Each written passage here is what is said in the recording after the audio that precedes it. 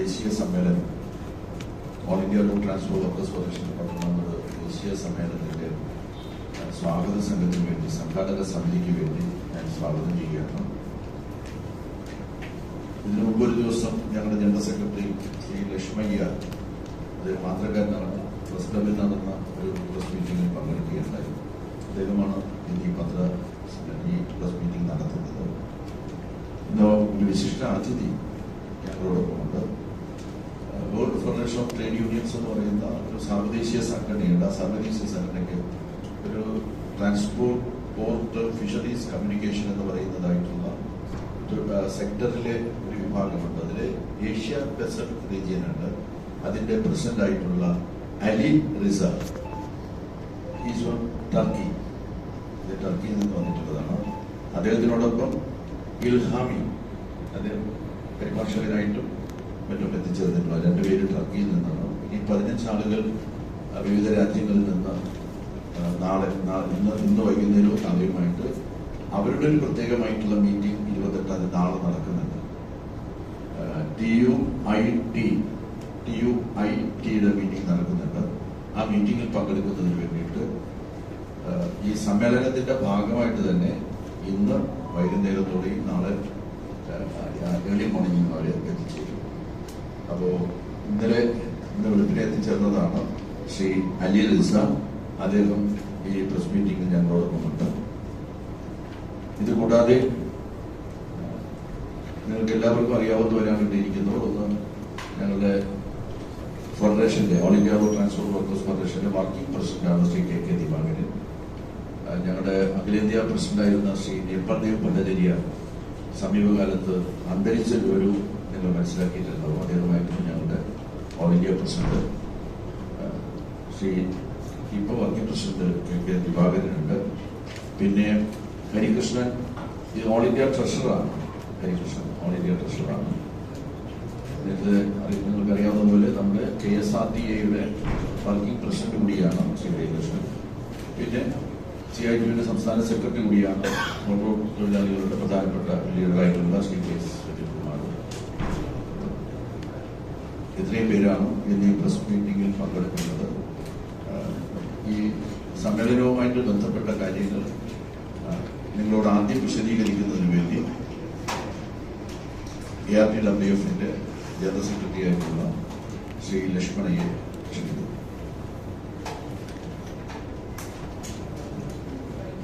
Dear friends,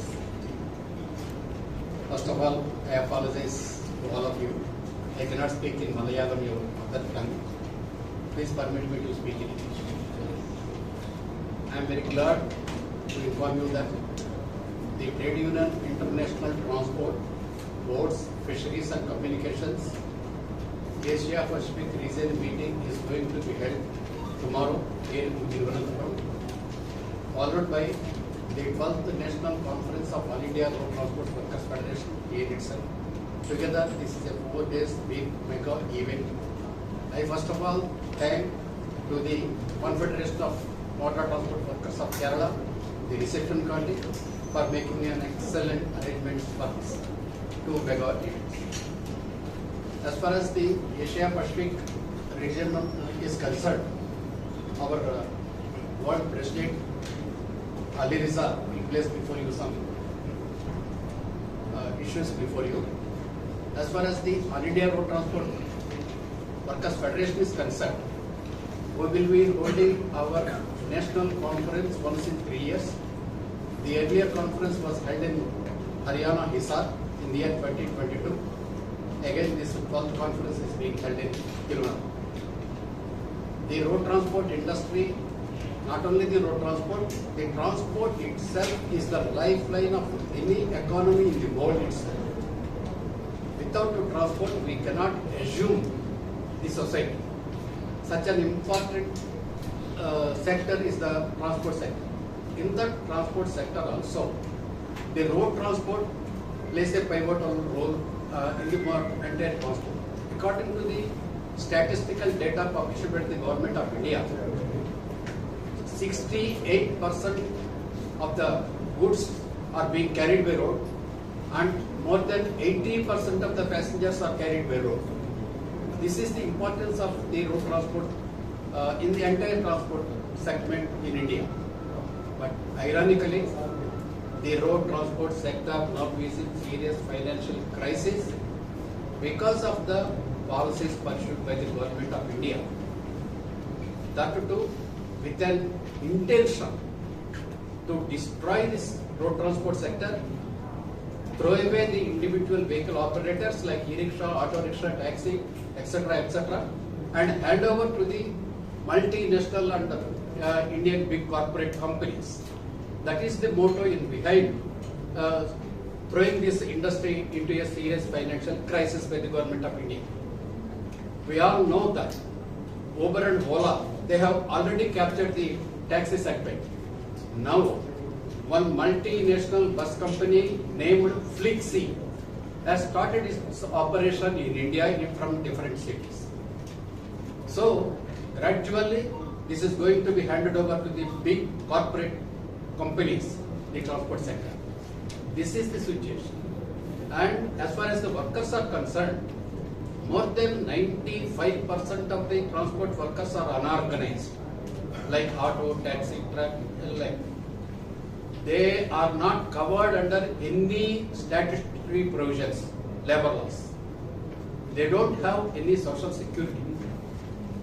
Very pitiable working conditions are there. So, our conference is aimed at to discuss the situation of the industry and the problems of the workers, and we will check out a program how to protect the industry and the welfare of the workers. This is the main purpose of our conference.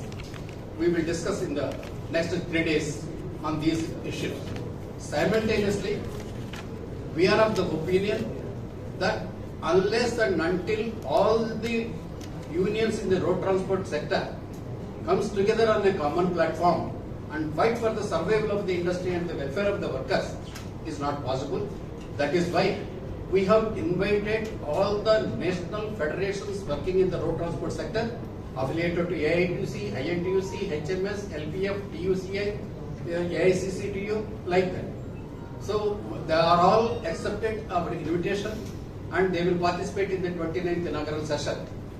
There, definitely in the days to come, to fight against the retrograde policies of the government, we wanted to have a national level movement unitedly with all other organizations. That's what we are going to discuss in this conference. So we humbly request you all to carry this message through your media to the entire people, not only in Kerala, if possible to the entire country. What is going to happen for the next 3 days in Thiruvananthapuram. This conference will become a milestone in the history of the road transport in India. Such a big conference is going to be held. Once again, I thank the reception committee, the Confederation of Motor Transport Workers of Kerala, and the leadership who have taken much pain and made elaborate arrangements for the success of the conference. Yes, in our federation, around 500 unions are there. 500 unions are there. നാളെയാണ് നമ്മുടെ സമൂഹത്തിലെ ഏറ്റവും താഴെത്തട്ടിലെ തൊഴിലാളികളാണ് ഈ auto തൊഴിലാളികളും taxi തൊഴിലാളികളും ബസ്സൊക്കെ ഓടിക്കുന്ന ബസ്സിലെയും അതുപോലെ ലോറിയിലെയും ട്രക്കിലെയും ഒക്കെ തൊഴിലാളികൾ എന്ന് പറയുന്നത് ഒരു നല്ലൊരു ശതമാനം അസംഘടിതരായിട്ട് കഴിയുന്ന ആളുകൾ നോക്കുകയാണ്. അപ്പൊ അവരുടെ പ്രതിനിധികളാണ് 28 സംസ്ഥാനങ്ങളിൽ നിന്ന് പ്രതിനിധികൾ വരുന്നുണ്ട്. 650 പ്രതിനിധികൾ എല്ലാ സംസ്ഥാനങ്ങളിൽ നിന്നുമായിട്ട് എത്തിച്ചേരുന്നുണ്ട്. നാളെ എത്തിച്ചേരും. നാളെ വൈകുന്നേരം ഒരു തിരുവനന്തപുരം നഗരം കേന്ദ്രീകരിച്ച് ഒരു 4 ലക്ഷം തൊഴിലാളികളുടെ ഒരു റാലി പ്ലാൻ ചെയ്തിട്ടുണ്ട്. ഇവിടെ ഓബേജിൽ നിന്നും ആരംഭിച്ച് പുത്തരിക്കണ്ട മൈതാനത്ത് അവസാനിക്കുന്ന മട്ടിലാണ് ആ റാലി പ്ലാൻ ചെയ്തിരിക്കുന്നത്. വലിയ പ്രകടനമൊന്നുമില്ല, ആരെയും ബുദ്ധിമുട്ടിക്കാതെ വരുന്ന തൊഴിലാളികൾ കൂട്ടം കൂട്ടമായിട്ട് മൈതാനത്തിൽ എത്തിച്ചേരുക എന്നുള്ള നിലയിലാണ് റാലി പ്ലാൻ ചെയ്തിട്ടുള്ളത്. വൈകുന്നേരം 4 മണിക്ക് റാലി ആരംഭിക്കും. 5 മണിക്കാണ് പബ്ലിക് മീറ്റിംഗ് അവിടെ ഓർഗനൈസ് ചെയ്യുന്നത്. ബഹുമാനപ്പെട്ട മുഖ്യമന്ത്രിയും അതുപോലെ തന്നെ CITUവിന്റെ സംസ്ഥാന ജനറൽ സെക്രട്ടറി ആയിട്ടുള്ള സഖാവ് വെള്ളമരം കരീമും ആ പരിപാടിയിൽ സംബന്ധിക്കുന്നുണ്ട്.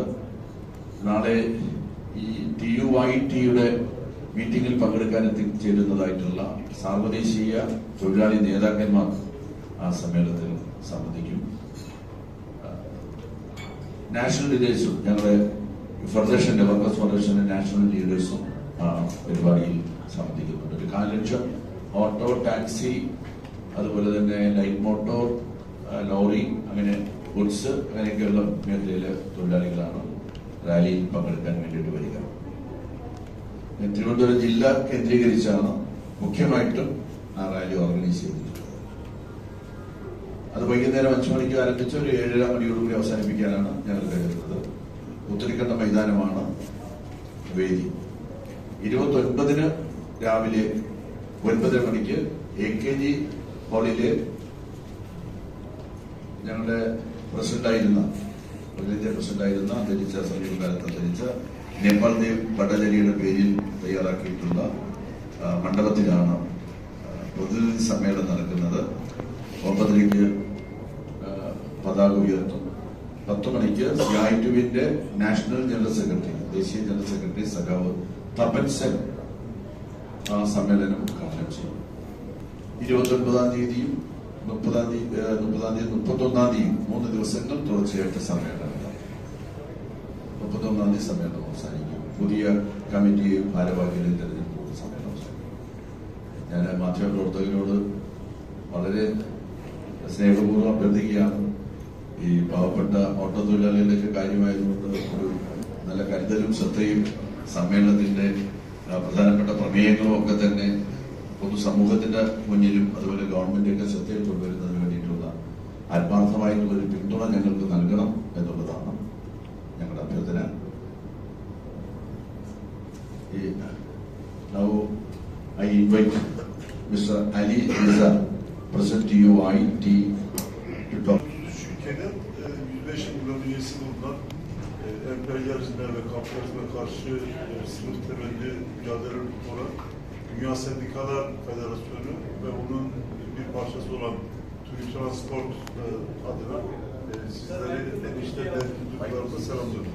Dear brothers and sisters, on behalf of the World Federation of Trade Unions, which is the militant voice of 105 million workers in 132 countries, I would like to greet all of you. İçerisinde yaşadığımız bu dünyada emperyalistler, kapitalistler işçi sınıfı üzerinde dünya haklarına yönelik ekonomik ve siyasi baskılarını, zulümlerini arttırdığı bir süreçten geçiyoruz. Bu Hindistan'da da dünyanın birçok kesiminde yaşanmakta olduğumuz bir süreç.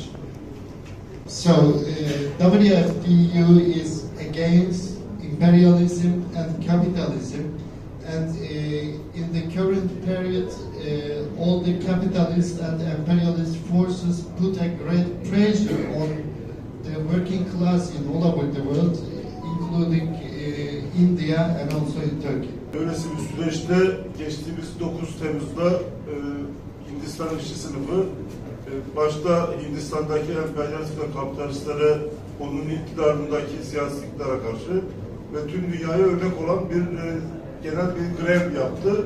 Buradan onları bir kez daha selamlıyorum. Çünkü tüm dünya işçi sınıfına örnek oldular. Under such circumstances, the working class of India organized a magnificent general strike on 9 July. So, against the imperialist and capitalist forces as well as the government of India. On this occasion, I would like to congratulate all the comrades who organized such a big general strike. Dünyada emperyalistler ve kapitalistler sınıf hareketini de sendikal hareketi de kontrolleri altında tutmak istiyorlar. Onun için sarı sendikacılığı finanse ediyorlar. Ama buna karşı da Hindistan'da gerçekten sınıf hareketi bakımından dünya sendikalar mücadelesi açısından önemli bir yönü var, bir sorumluluğu var Hindistan işçi sınıfının ve onun örgütlerinin. Another point that I would like to underline is the fact that the imperialist and capitalist forces are funded everywhere, the yellow unionism in all over the world. So we can easily see that in India, working class of India is resisting against also the yellow unionism. Böylesi bir süreçte Hindistan Kara Taşımacılığı Federasyonu İşçileri Sendikası önemli bir konferans, genel kurul yapıyor. Bu genel kurulun başta Hindistan işçi sınıfı olmak üzere tüm dünya işçi sınıfı mücadelesinde bir adım olmasını diliyoruz, başarılar diliyoruz. At the same time, I would like to underline the importance of the conference to be organized by All India Road Transport Workers Federation. This will be a very great action. So I hope it will be a positive step in the struggle of all Indian working class and working class in all over the world. Bu vesileyle Dünya Sendikalar Federasyonu TÜİ Transport'un da bölgesel Asya Pasifik bölgesinin ilk toplantısını da yapmış olacağız burada. So as our comrades underlined, we are also going to organize the first meeting of Asia Pacific Regional Office of TUI Transport, Ports, Fishery and Communication, which is affiliate, which is the sectional organization of the WFTU. Bölgedeki ülkelerin temsilcileri katılacak bu toplantıya. So there will be lots of participation from the countries around India in this. TÜİ Transport olarak örgütlüyüz ve mücadeleyi geliştirmeye çalışıyoruz hep birlikte. So I would like to inform you that as TUI Transport, we have regional offices. For example, one of them is situated in Latin America, one of them is situated in the Middle East and in Africa, and also in Europe. Evet, ben çok fazla uzatmadan sözlerimi toparlamak istiyorum. Bu genel kurulun bir araya gelişimizin dünya işçi sınıfı ve Hindistan işçi sınıfı mücadelesinde hepimizin amacı ortak, sömürüsüz ve sınıfların olmadığı bir dünya yaratmak. Bu mücadelenin bir parçasıyız biz hep birlikte. Bunun için mücadele veriyoruz ve hep birlikte bunu başaracağımıza inanıyorum. Hepinize teşekkür ederim, saygılar sunuyorum. So we are the part of the great struggle which aims at creating a world without classes, social classes, and without exploitation. And we are a part of this great struggle. Thank you very much for giving me the opportunity to speak in front of you, and I hope we will succeed in our struggle. Thank you very much for listening to me. 28 സംസ്ഥാനങ്ങളിൽ നിന്നുള്ള പ്രതിനിധികളുണ്ട്. ഏതെങ്കിലും ഒരു പ്രത്യേക political പാർട്ടിയുടെ തൊഴിലാളികളല്ല ഈ വരുന്നത്.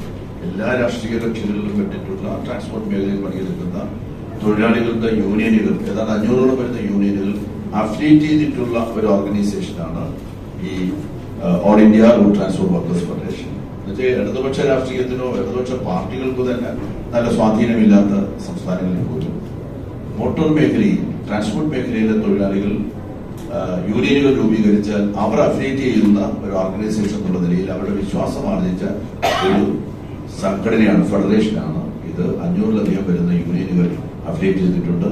അതിൽ നിന്നായിട്ടാണ് 650ഓളം വരുന്ന പ്രതിനിധികൾ ഈ സമ്മേളനത്തിൽ സംബന്ധിക്കുന്നതിന് വേണ്ടി വരുന്നത്. അതിൽ ഇടതുപക്ഷ മുന്നണിയിലെ ജനാധിപത്യ മുന്നണിയിൽപ്പെട്ടിട്ടുള്ള രാഷ്ട്രീയ കക്ഷികളോട് ആഭിമുഖ്യമുള്ള ട്രേഡ് യൂണിയനുകളുണ്ട്, അതല്ലാത്ത യൂണിയനുകളുണ്ട്. കോൺഗ്രസുമായിട്ടൊക്കെ ബന്ധപ്പെട്ട് പ്രവർത്തിക്കുന്നതായിട്ടുള്ള സ്ഥലങ്ങളിലെ തൊഴിലാളികൾ യൂണിയനുകൾ രൂപീകരിച്ച് അതും ഇതിനകത്ത് അഫിലിയേറ്റ് ചെയ്തിട്ടുണ്ട്. അങ്ങനെ എല്ലാവരും ചേരുന്നതാണ്. ട്രാൻസ്പോർട്ട് മേഖലയിലെ ഇഷ്യൂസ് ആണ് നമ്മൾ ഉയർത്തിപ്പിടിക്കുന്ന പ്രശ്നം.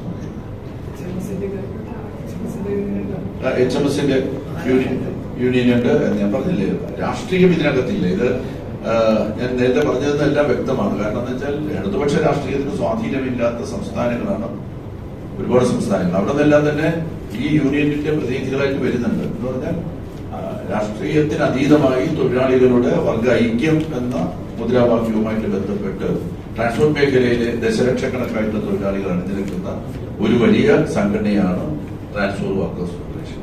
പക്ഷെ ഏറ്റവും പാവപ്പെട്ട ഏറ്റവും താഴെത്തട്ടിലെ മനുഷ്യരാണ്.